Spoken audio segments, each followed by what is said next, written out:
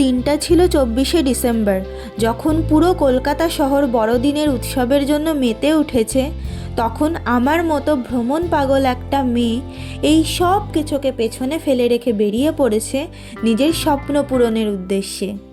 তবে এই গল্পের সূচনা হয়েছিল কলকাতা থেকে, বলা ভালো হাওড়া স্টেশন থেকে। আমরা যাচ্ছি দুন এক্সপ্রেসে করে। ট্রেনের টাইম হলো রাত 8:25, আর ট্রেন ছেড়েও দিয়েছে একদম ঠিক টাইমে। আমাদের ট্রেক শুরু হচ্ছে দেরাদুন থেকে, বাট সেখানে যাওয়ার ডাইরেক্ট ট্রেন না পাওয়ায় বুক করে নিয়েছি হাওড়া থেকে হরিদ্বার পর্যন্ত 3rd ক্লাস এসি কম্পার্টমেন্ট, যেখানে ভাড়া পড়েছে 1700 টাকা। দীর্ঘ 32 ঘন্টা যাত্রার পর অবশেষে এসে পৌঁছালাম হরিদ্বার স্টেশনে। এখানে আমাদের হোটেল বুক করাই রয়েছে আগে থেকে। আজকের রাতটা হোটেলে থেকে কাল সকালে আমরা যাত্রা শুরু করব দেরাদুন থেকে সাংক্রির উদ্দেশ্যে। হ্যালো এভরিওয়ান, এখন বাজে সকাল 8:30 আর আমি এখন চলে এসেছি দেরাদুনে। এই আমাদেরকে ট্রাভেলার্স পাঠিয়ে দেওয়া হয়েছে, এখান থেকে আমরা যাব সাংক্রিতে।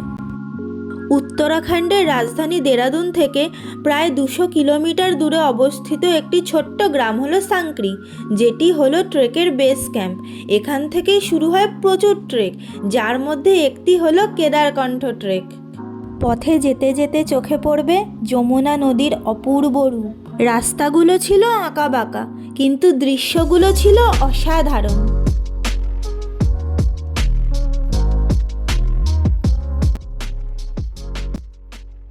সকাল 9টায় দেরাদুন থেকে গাড়ি ছেড়েছে, আর এখন বাজে রাত 8টা। টোটাল 11 ঘন্টা লেগেছে দেরাদুন থেকে সাংক্রি আসতে।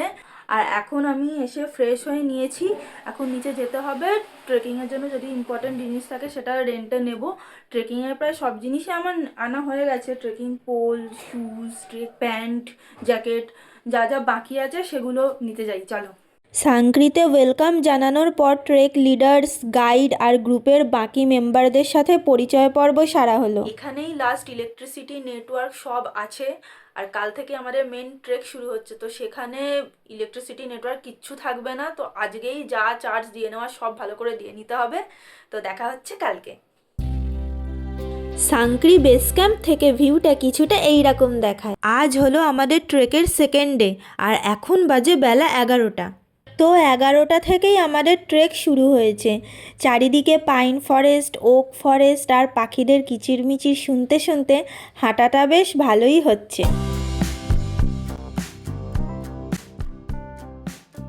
হাঁটার ফাঁকে ফাঁকে বসে রেস্ট নেওয়ার জন্য এখানে অনেক ধাবাও রয়েছে। তারপর আরও খানিকটা রাস্তা এগোনোর পর আমরা এসে পৌঁছাই মুরলীওয়ালে বাবার ধাবার কাছে।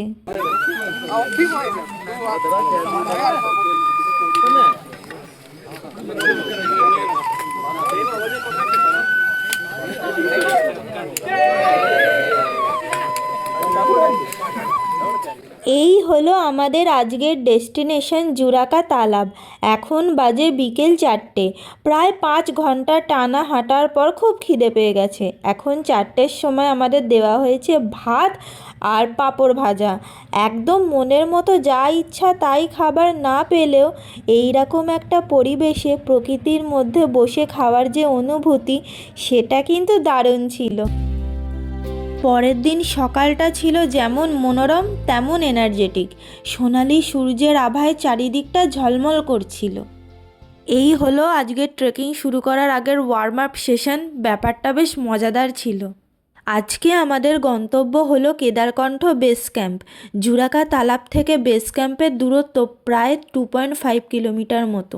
এখানে ব্ল্যাক আইস রয়েছে, তো একটু দেখে শুনে হাঁটতে হবে। প্রায় 3 ঘন্টা হাঁটার পর আমরা এখন পৌঁছে গেছি কেদারকণ্ঠ বেস ক্যাম্পে। এখানে পৌঁছানোর পর হাতে বেশ কিছুটা সময় ছিল, কিন্তু লাঞ্চ শেষ হতে না হতেই ডিনারের প্রস্তুতি শুরু হয়ে গেছে। কারণ কালকে যেহেতু ভোরবেলা সাবমিটে সূর্যোদয় দেখতে যেতে হবে, তাই আজকে সন্ধ্যে 7টার মধ্যে ঘুমিয়ে পড়তে হবে। এখন বাজে রাত 2টোর সময় আমাদের উঠে পড়তে হয়েছিল। তারপর বাইরে বেরিয়ে আকাশের দিকে তাকিয়ে কিছুটা এইরকম দৃশ্য দেখতে পাই।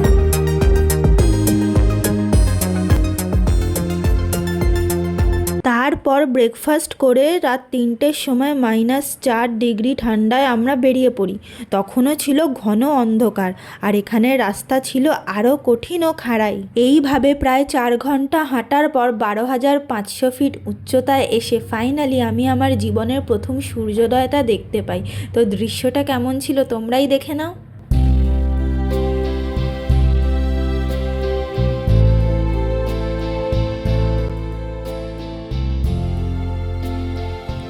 নিজের চোখকে বিশ্বাস করতে পারছিলাম না যে সূর্যের আলোয় পাহাড়ের চূড়াগুলো কি অপূর্ব সুন্দর লাগছিল। এই জায়গার নাম কেদারকণ্ঠ হওয়ার পেছনে বেশ কিছু পৌরাণিক কাহিনী রয়েছে। শোনা যায় কুরুক্ষেত্রের যুদ্ধে পাণ্ডবদের হাতে অনেক হত্যা হওয়ায় তারা সেই পাপ থেকে মুক্তি পেতে হিমালয় পর্বতে আসে, কিন্তু মহাদেব অত সহজে তাদের ক্ষমা করতে চাননি।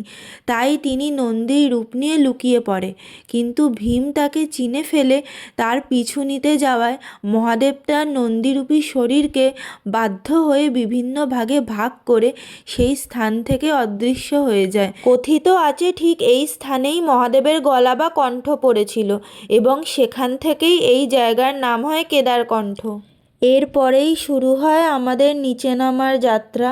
সামিট থেকে বেস ক্যাম্পে নেমে দুপুরে লাঞ্চ করে সেদিনই আমরা চলে আসি জুরাকাতালাব বেস ক্যাম্পে। সেখানে রাতটা স্টে করে পরের দিন চলে আসি সাংক্রিতে। সাংক্রিতে এসে আমাদের প্রত্যেককে সামিট ট্রেক কমপ্লিট করার জন্য সার্টিফিকেট দেওয়া হয়। এই হলো আমার সামিট কমপ্লিটের গল্প। আবার দেখা হবে অন্য কোনো ভিডিওয়ে অন্য কোনো গল্প নিয়ে।